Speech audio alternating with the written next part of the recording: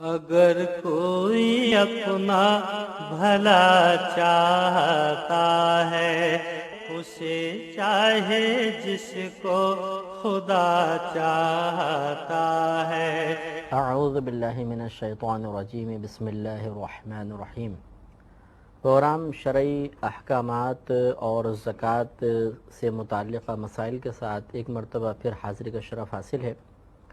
आज के प्रोग्राम में इंशाअल्लाह हम ज़कात की अदायगी से मुताल्लिक़ चंद ज़रूरी मसाइल अर्ज़ करेंगे और आखिर में इंशाअल्लाह अगर वक्त बचा तो मसारिफ़ ज़कात से मुताल्लिक़ मज़ीद मसाइल अर्ज़ किए जाएंगे। मसारिफ़ ज़कात से मुराद के शरीयत ने ज़कात को ख़र्च करने सर्फ करने के लिए ख़ास मकामात मुतय्यन किए हैं, जिन मकामात का जानना बहुत ज़रूरी होता है। इन्हें ही मसारिफ़ ज़कात कहते हैं, क्योंकि अगर हम शरीयत के मुक़र्रर करदा मकामात पर ज़कात को अदा नहीं करते तो बसा औक़ात हमारी ज़कात अदा नहीं होती, ज़ाया हो जाती है, और बाज़ औक़ात अदा तो होती है लेकिन नाक़िस तरीक़े से होती है और शुकूक व शुबहात जन्म लेते हैं। लिहाजा बहुत ज़रूरी है कि पहले हम ज़कात की अदायगी से मुताल्लिक़ चंद ज़रूरी मसाइल ज़हन में रखें,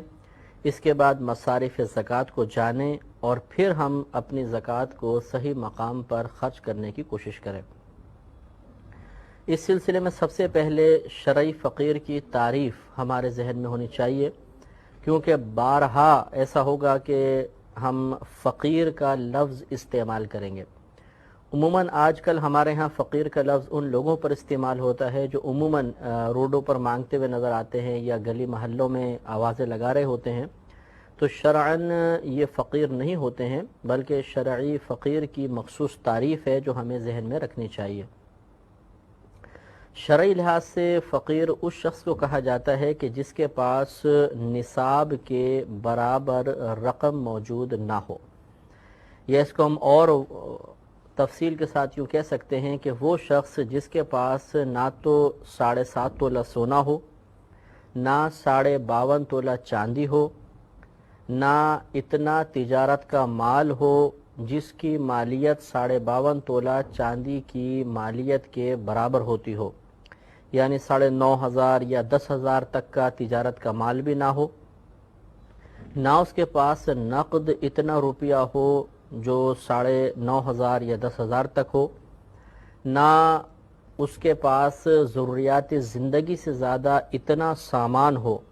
कि जिस सामान की मालियत 9,500 या 10,000 तक पहुंच जाए। और ज़रूरियात ज़िंदगी की आपको मैंने तारीफ़, या जिसको हाजत असलिया भी कहते हैं, इसकी तारीफ़ आपको पिछले प्रोग्राम्स में अर्ज़ की थी कि जिन चीज़ों के बग़ैर इंसान का गुजारा इंतहाई मुश्किल हो जाए, ज़िंदगी गुजारना बहुत मुश्किल हो जाए, उन्हें ज़रूरियात ज़िंदगी कहते हैं या हाजात असलिया में मुस्तग़रक़ अशिया कहा जाता है। इसमें तमाम मतलब कपड़े, जूते, बर्तन, घर का दीगर सामान, बिस्तर वग़ैरह, सवारी, स्कूटर, कार वग़ैरह, या तालिब इल्म कंप्यूटर यूज़ करता है और वाकई वो तालीम के लिए इस्तेमाल करता है, वो भी इसमें शामिल है। इसके अलावा fridge, washing machine, air condition, ये इसी में आते हैं। हाँ, टीवी वगैरह इसमें हाजत असलिया में शामिल नहीं होता है, क्योंकि ये ज़रूरियात ज़िंदगी से ज़्यादा है, इसके बगैर गुजारा करना आसान है, दुश्वार नहीं है। तो ना उसके पास 7.5 तोला सोना हो, ना 52.5 तोला चांदी, ना इतना माल तिजारत जिसकी मालियत 52.5 तोला चांदी की रकम तक पहुँचती हो, ना इतना कैश रुपया हो, ना हाजात असलिया से ज़्यादा, ज़रूरियात ज़िंदगी से ज़्यादा ऐसा सामान हो जिसकी मालियत 9,500 या 10,000 तक पहुँच जाती हो। और बिलफ़र्ज़ अगर ये चीज़ें इनके पास हैं तो फिर इतना कर्ज़ा ना हो कि जिस कर्ज़ को अदा करने के बाद ये मिक़दार निसाब बाकी ना रहे। मिसाल के तौर पे एक आदमी, उसके पास 2 लाख रुपए हैं, लेकिन उसके ऊपर 5 लाख रुपए कर्ज़ा है, तो बज़ाहिर ये लखपति कहलाएगा कि 2 लाख रुपए इसके पास हैं, लेकिन अगर ये 5 लाख रुपए कर्ज़ अदा करता है तो ये 2 लाख देने के बावजूद 3 लाख रुपए इसके ऊपर रहेंगे, तो ये भी शरई फ़कीर कहलाएगा। तो अब शरई फ़कीर की तारीफ़ आपको अच्छी तरह जहन में रखनी है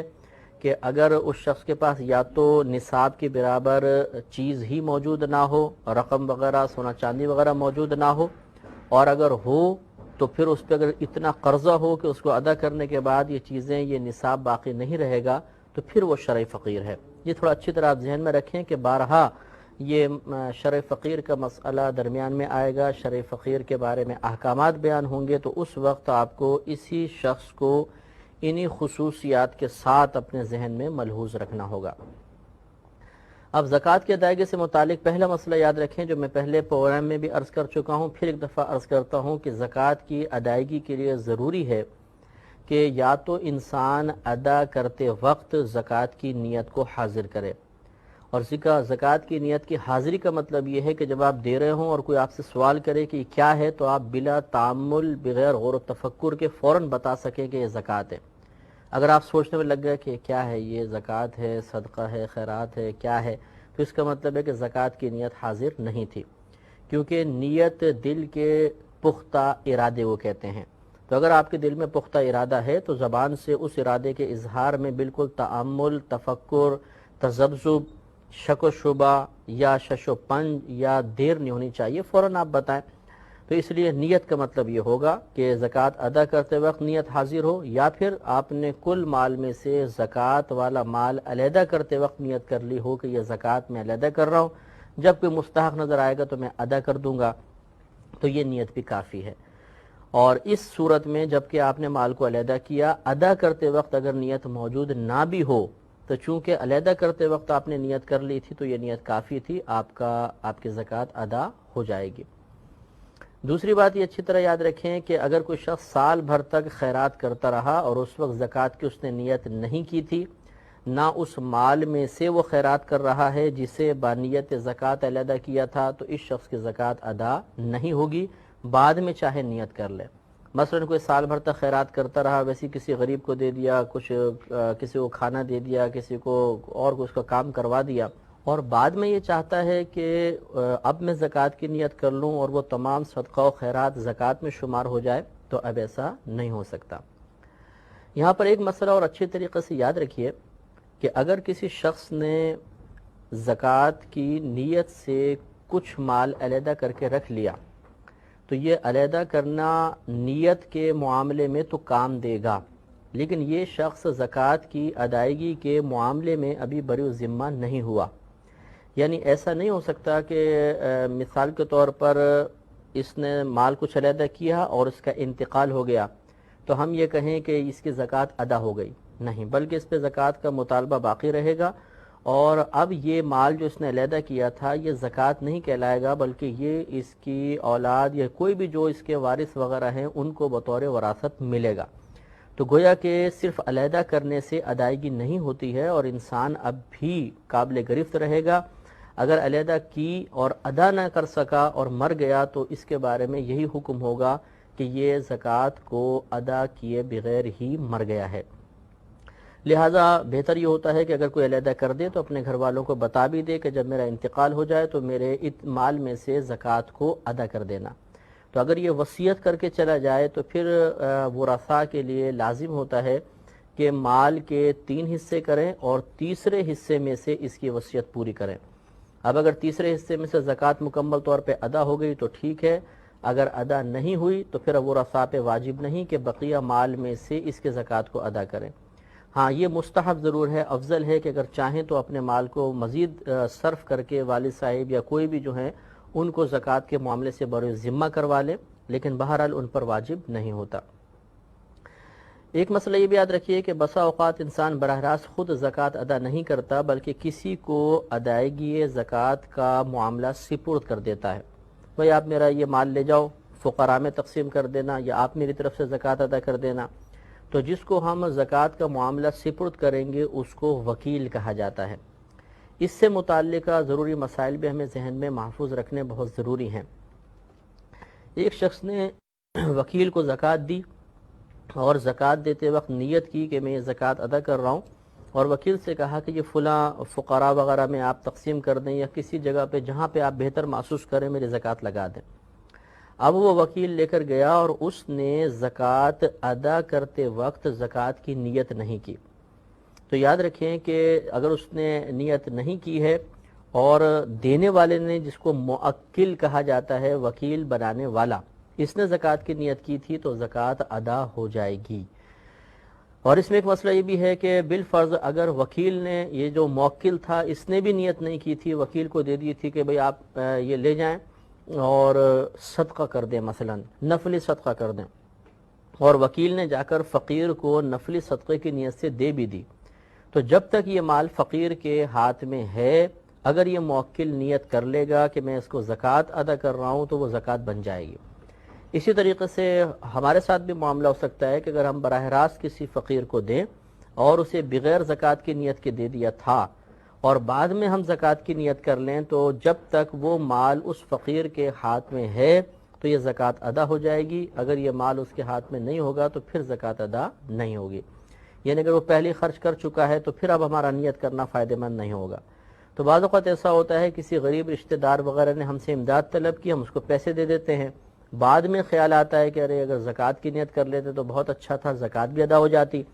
تو اگر آپ کو غالب گمان بھی ہے، یعنی یہ معلوم کرنے کی ضرورت نہیں ہے کہ بھائی تم نے خرچ کر لیا کہ نہیں کر لیا، اگر آپ کو غالب گمان ہے کہ ابھی پیسہ اس کے پاس ہوگا تو فوراً زکوٰۃ کی نیت کر لیں، انشاءاللہ زکوٰۃ ادا ہو جائے گی یا وہ پیسہ زکوٰۃ میں شمار ہو جائے گا۔ یہ بھی یاد رکھیے کہ وکیل کو آپ نے پیسہ دیا کبھی میری زکوٰۃ ادا کر دینا، اور زکوٰۃ کی نیت سے دیا، اور وکیل نے آگے جا کے اس کو نفل صدقے کی نیت سے دے دیا، بلکہ کہہ کر دیا کہ یہ نفل صدقہ ہے، تو اس وکیل کے اس فعل کا اعتبار نہیں ہوگا، اس کی نیت کا اعتبار نہیں ہوگا، بلکہ آپ کی نیت کا اعتبار ہوگا، اور انشاءاللہ آپ کی زکوٰۃ ادا ہو جائے گی۔ اب ایک سوال یہ پیدا ہوتا ہے کہ کیا وکیل کے لیے اس بات کی اجازت ہے کہ وہ اس مال کو اپنے بیوی بچوں کو دے دے، اپنے کسی رشتہ دار کو دے دے؟ کیا اس کی اجازت ہے؟ یہ مثلا ماں باپ کو، بھائی بہنوں کو، بیوی بچوں کو دے دے؟ تو یاد رکھیں کہ اس کی اجازت ہوتی ہے، بشرطے کہ اس کے ماں باپ، بہن بھائی یا بیوی بچے شرعی فقیر ہوں، اور اس کے بچوں کا بالغ ہونا بھی ضروری ہے۔ اگر بالغ ہیں اور شرعی فقیر ہیں تو یہ ان کو دے سکتا ہے، بیوی کو دے سکتا ہے، بچوں کو دے سکتا ہے۔ اگر اس کے بچے نابالغ ہیں تو نابالغ کا حکم وہی ہوتا ہے جو باپ کا ہے۔ تو اب اگر یہ وکیل خود غریب ہے، شرعی فقیر ہے، تو اس کے نابالغ بچے بھی شرعی فقیر کہلائیں گے، انہیں یہ دے سکتا ہے، اور اگر یہ خود شرعی فقیر نہیں ہے تو اپنے نابالغ بچوں کو نہیں دے سکتا۔ بالغ بچوں کا حکم باپ سے علیحدہ ہوتا ہے۔ باپ اگر شرعی فقیر نہیں لیکن بالغ بیٹا شرعی فقیر ہے تو وہ زکوٰۃ لے سکتا ہے، اور اگر باپ مثلا شرعی فقیر ہے اور بیٹا شرعی فقیر نہیں تو یہ اس کو زکوٰۃ نہیں دے سکتا، کسی کی زکوٰۃ، اپنی تو دے ہی نہیں سکتا، وہ آگے مسئلہ بیان کریں گے۔ لہٰذا یہ ضرور دھیان میں رکھنا چاہیے کہ اگر وکیل اپنے رشتہ داروں کو دینا چاہتا ہے اور وہ سب کے سب بالغ ہیں تو پھر ان سب کا شرعی فقیر ہونا ضروری ہے، اور اگر وہ اپنے بچوں کو دینا چاہتا ہے اور وہ بچے نابالغ ہیں تو پھر اس خود وکیل کا شرعی فقیر ہونا ضروری ہوتا ہے۔ ایک مسئلہ یہ بھی ہوتا ہے کہ کیا اگر مثلا میں نے کسی کو کہا بھئی یہ زکوٰۃ آپ جہاں پہ بہتر سمجھیں دے دیجئے گا، تو کیا وہ وکیل خود اس زکوٰۃ کو رکھ سکتا ہے یا نہیں؟ تو اس میں مسئلہ یہ ہوتا ہے کہ یہ موکل کے اجازت دینے پر موقوف ہے کہ اس نے کس نوعیت کی اجازت دی ہے۔ اگر تو اس موکل نے یعنی زکوٰۃ دینے والے نے اس شخص کو یہ کہا تھا بھئی میرے زکوٰۃ لے جاؤ اور فلاں مدرسے میں دے دو، فلاں فقراء میں تقسیم کر دینا، فلاں مزار پہ جو فقیر بیٹھے ہیں ان کو سب میں تقسیم کر دینا، اگر اس نے متعین کر دیا ہے تو اب یہ وکیل نہیں رکھ سکتا، اگر رکھے گا تو زکوٰۃ ادا نہیں ہوگی۔ اور اگر دینے والے نے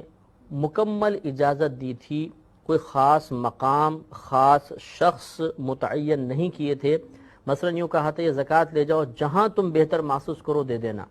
تو اس وقت یہ لینے والا اگر واقعی شرعی فقیر ہے تو یہ خود بھی زکوٰۃ رکھ سکتا ہے، کیونکہ مالک نے مکمل طور پر اس کو اختیار دیا تھا۔ لہٰذا اگر وکیل یہ چاہتا ہے کہ میں زکوٰۃ خود رکھ لوں تو پھر وہ مالک سے مکمل پہلے اختیار لے لے کہ آپ مجھے مکمل اختیار دیتے ہیں، میں کسی بھی مقام پہ اس کو خرچ کر دوں، کسی بھی صحیح مقام پہ اس کو صرف کر دوں، تو اگر وہ کہتا ہے ہاں ٹھیک ہے میں آپ کو مکمل اجازت دیتا ہوں، تو اب یہ وکیل خود بھی زکوٰۃ رکھ سکتا ہے بشرطے کہ شرعی فقیر ہو۔ اچھا، اب دوسری صورت یہ ہے کہ مثلا ایک شخص نے دوسرے کی طرف سے بغیر اس کی اجازت کے زکوٰۃ ادا کر دی، تو کیا یہ زکوٰۃ ادا ہو جائے گی یا نہیں؟ مثال کے طور پہ زوجہ گھر میں ہے، زوجہ کو پتہ بھی نہیں اور شوہر نے زوجہ کی طرف سے باہر زکوٰۃ کسی فقیر کو دے دی، تو کیا یہ زوجہ کی طرف سے ادا ہو جائے گی کہ نہیں ہو جائے گی؟ تو ایک اصول تو یاد رکھیے گا کہ اگر کوئی شخص بالغ ہے تو اس بالغ کی اجازت کی بغیر کوئی دوسرا اس کی طرف سے مال وغیرہ اگر صدقہ کرے گا، فرض صدقہ ضروری ہے، فرض ہو یا واجب ہو، تو وہ ادا نہیں ہوگا جب تک کہ بالغ سے اجازت نہ لے لی ہو۔ لہذا اس مسئلے کی روشنی میں تو اگر شوہر نے بیوی کی اجازت کے بغیر اور اس سے پوچھے بغیر زکوٰۃ ادا کی تو یہ بیوی کی طرف سے ادا نہیں ہوگی بلکہ نفلی صدقہ ہو جائے گا۔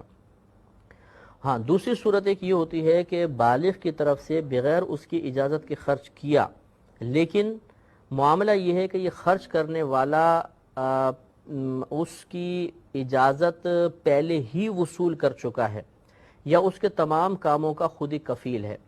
مثال کے طور پر جیسے ایک بالغ بیٹا ہے، باہر کمانے کے لیے گیا ہوا ہے اور اس نے اپنے گھر پہ کہا ہوا ہے کہ میری قربانی بھی یہاں پہ تم لوگ کر دیا کرو، ماہانہ اور سالانہ جو زکوٰۃ بنتی ہے وہ بھی تم لوگ ہی ادا کرتے رہا کرو۔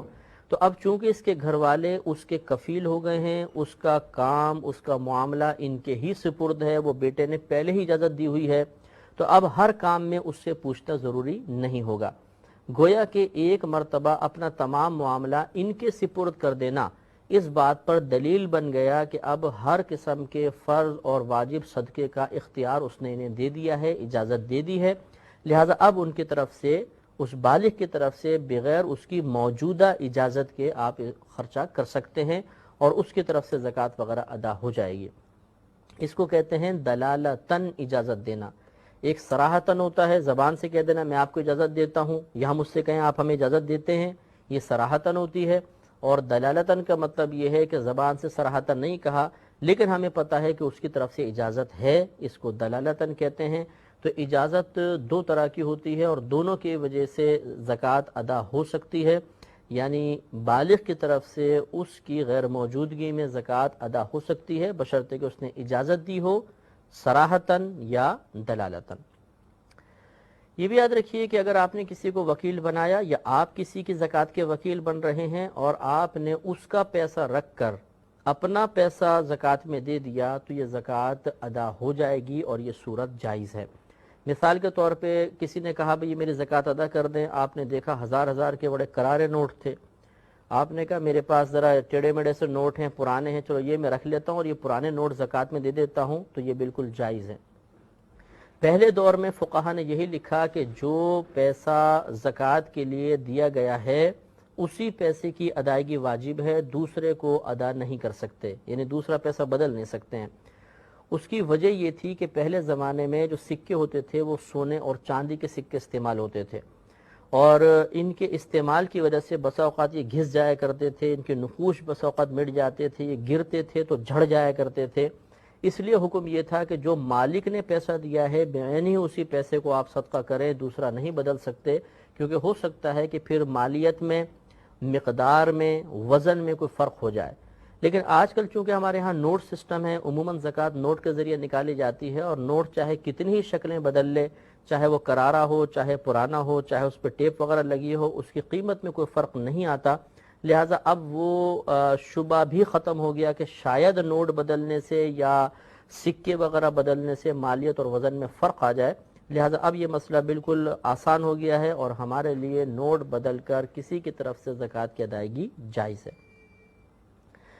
یہ بھی ایک مسئلہ یاد رکھیں کہ اگر آپ نے کسی کو وکیل بنایا یا آپ کسی کے وکیل بنے ہوئے ہیں تو اس وکیل کے لیے جائز ہے کہ وہ کسی اور کو اس زکوٰۃ کا وکیل بنا دے۔ مثال کے طور پہ آپ نے کسی کو کہا کہ بھئی جہاں آپ مناسب سمجھیں یہ پیسہ میرا زکوٰۃ میں آپ خرچ کر دیجیے گا، وہ گیا، اس نے ایک اور تھرڈ پرسن کو کہا کہ بھئی یہ کسی کا پیسہ ہے، آپ اس کو صحیح مقام پہ خرچ کر دیجیے گا، تو اس طرح ایک وکیل کا کسی دوسرے کو وکیل بنانا بالکل جائز ہوتا ہے۔ لیکن یہ زکوٰۃ کے مسئلے میں ہے، نکاح کے مسئلے میں یہ جائز نہیں ہوتا، جیسے کہ وہ بچی سے اجازت لے کر وکیل آتا ہے اور پھر آگے کسی کو وکیل بنا دے تو یہ جائز نہیں ہوگا۔ ہاں، زکوٰۃ کے باب میں یہ بالکل جائز ہے کہ ایک شخص نے اگر کسی کو وکیل بنایا تو یہ وکیل اپنی جگہ کسی دوسرے کو وکیل بنا سکتا ہے۔ آخری مسئلہ اس سلسلے میں ایک مزید یاد رکھیں کہ اگر کسی نے زکوٰۃ، اس پہ سال گزر گیا، زکوٰۃ بن گئی اور پھر ایسا ہوا کہ اچانک کوئی ناگہانی آفت آئی اور کل کا کل مال ہلاک ہو گیا، تو یاد رکھیے کہ اس کی زکوٰۃ معاف ہو جائے گی۔ مثال کے طور پر سال گزرا، زکوٰۃ کی ادائیگی سے پہلے گھر میں آگ لگ گئی، کل کا کل مال جل گیا اور بینک وغیرہ میں بھی کوئی پیسہ وغیرہ نہیں ہے، تو اس صورت میں اس کی زکوٰۃ معاف ہے۔ اسی طریقے سے کوئی ڈاکہ پڑ گیا، چوری ہو گئی یا مال گم گیا، کہیں مطلب اس کے دریا وغیرہ میں گر گیا، ان تمام صورتوں میں زکوٰۃ معاف ہو جائے گی۔ لیکن اس وقت جب اس کا اپنا کوئی عمل، اپنا اختیار، اپنا قصد و ارادہ شامل نہ ہو، اور اگر اس نے خود مال ہلاک کیا، مثال کے طور پر سال گزرا اور اس نے کل کا کل مال کسی کو تحفے میں دے دیا، تو ابھی اس کے پاس سے مال جدا تو ہو گیا ہے، لیکن اس کے اپنے عمل سے ہوا ہے، اپنے اختیار سے ہوا ہے، کسی ناگہانی آفت سے نہیں ہوا، لہٰذا اب اس پر سے زکوٰۃ معاف نہیں ہوگی۔ ایک مسئلہ یہ بھی یاد رکھیں کہ بسا اوقات ایسا ہوتا ہے، لوگ ہم سے سوال کرتے ہیں کہ ہم نے کسی کو قرضہ دیا ہوا ہے اور وہ بہت ہی غریب آدمی ہے اور اب وہ ہماری وہ مطلب قرضہ ادا نہیں کر سکتا، تو کیا ہم زکوٰۃ کی نیت سے وہ قرض معاف کر سکتے ہیں؟ یعنی ہم قرضہ معاف کر دیں اور وہ قرضہ ہماری زکوٰۃ میں شمار ہو جائے؟ تو یاد رکھیں، یہ آپ کو پہلے مسئلہ بتا دیا کہ زکوٰۃ کی ادائیگی کے لیے نیت ضروری ہے، اور نیت یا تو دیتے وقت حاضر ہونی چاہیے یا کل مال میں سے زکوٰۃ کے مال کو علیحدہ کرتے ہوئے نیت حاضر ہونی چاہیے۔ لہذا جس وقت آپ نے اس کو قرضہ دیا تھا اس وقت کوئی زکوٰۃ کی نیت نہیں تھی، اور نہ آپ نے اس پیسے میں سے یقیناً قرضہ دیا ہوگا کہ جس کو آپ نے بنیت زکوٰۃ علیحدہ کیا ہے، لہٰذا اب وہ زکوٰۃ ادا نہیں ہو سکتی ہے۔ ویسے بھی اگر مثلاً آپ نے کسی کو پیسہ دیا اور اس کے پاس مال موجود تھا، تب تو آپ زکوٰۃ کی نیت کر سکتے ہیں، اور یقیناً اب تو وہ قرض لے کر تمام کو خرچ کر چکا ہے، لہٰذا وہ پیسہ اس کے پاس نہیں، اب آپ زکوٰۃ کی نیت کر بھی لیں گے تو اس کا کوئی فائدہ نہیں ہوگا۔ اب چونکہ ہمارے پروگرام کے وقت ختم ہو رہا ہے، تو اس سے متعلقہ مزید مسائل انشاءاللہ تعالی ہم اگلے پروگرام میں آپ کی خدمت میں عرض کریں گے۔ اب اپنے میزبان کو اجازت مرحمت فرمائیں۔ اللہ تبارک و تعالی ہم سب کا نگہبان ہو، آمین۔ وآخر دعوانا ان الحمد للہ رب العالمین۔